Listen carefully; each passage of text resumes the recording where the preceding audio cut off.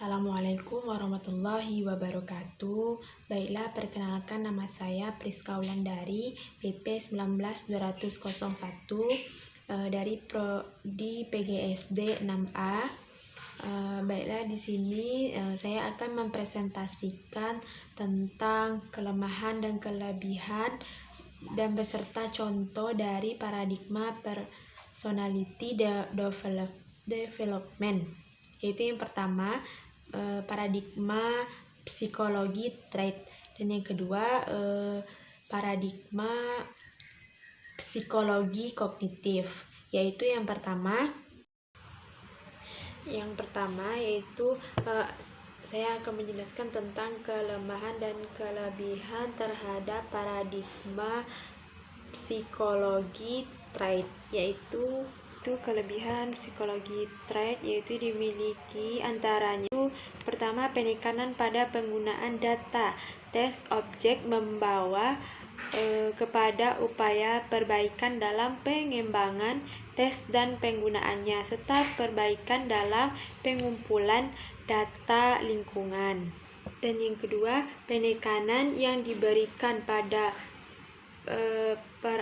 diagnosa mengandung makna sebagai suatu perhatian terhadap masalah dan sumbernya, mengarahkan kepada upaya mengkreasian teknik-teknik untuk mengatasinya.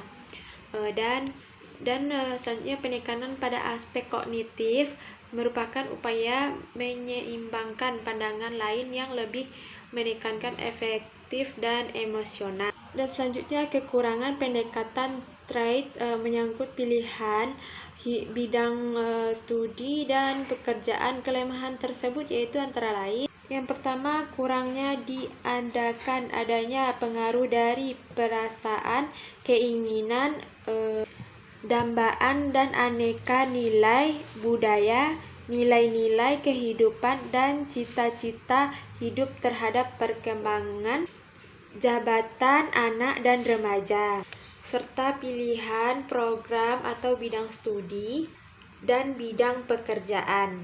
Dan yang kedua, diandalkan pilihan jabatan dan pilihan program studi terjadi sekali saja, dan ini pun bersifat keputusan terakhir atau definisi dengan berpikir secara rasional.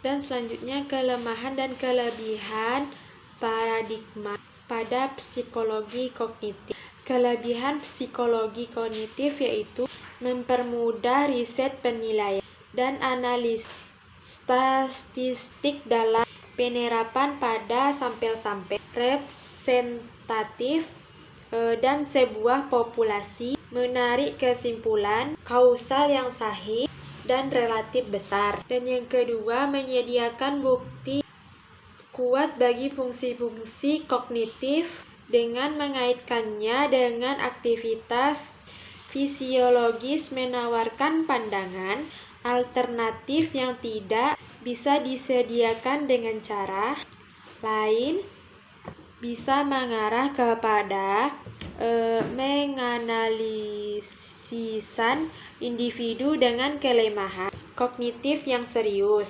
Dan selanjutnya, kelemahan psikologi kognitif yaitu yang pertama, tidak selalu bisa menggeneralisasikan hasil-hasil yang melampaui tempat, waktu, dan tugas tertentu, yang disebabkan adanya perbedaan antara perilaku hidup nyata dan juga perilaku di dalam laboratorium. Baiklah, contoh kasus dari paradigma trait yaitu salah satu contohnya yang berkaitan dengan kepribadian trait yang dikembangkan mengenai teori keunikan individu adalah perbedaan respon yang ditunjukkan satu orang dengan yang lainnya dalam menanggapi hal yang sama dan trait yang sama. Sebagai contoh sederhana, terdapat dua orang yang rajin dan tekun, namun keduanya menunjukkan sikap yang berbeda, walaupun memiliki kepribadian yang sama atau serupa. Orang yang pertama sebut saja namanya Ami, merupakan anak yang rajin dalam mempelajari pelajaran baru yang ia terima sehingga ia selalu berusaha mencari tahu lebih dalam mengenai apa yang ia pelajari saat itu. Sehingga ia mempelajari pelajaran tersebut dalam satu waktu ia merangkumnya dalam buku agar saat dibutuhkan dapat kembali dibaca. Berbeda dengan orang yang kedua, sebut saja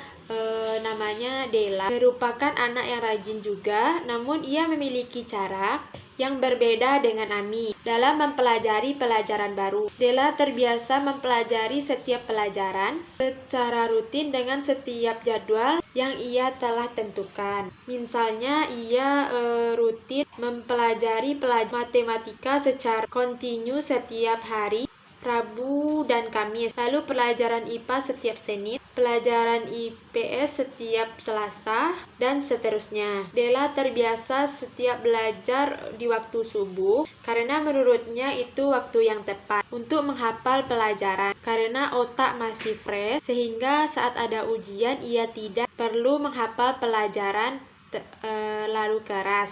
Dari kedua orang tersebut dapat dilihat dua orang yang sama-sama rajin namun memiliki cara yang berbeda dalam mempelajari pelajaran di sekolah.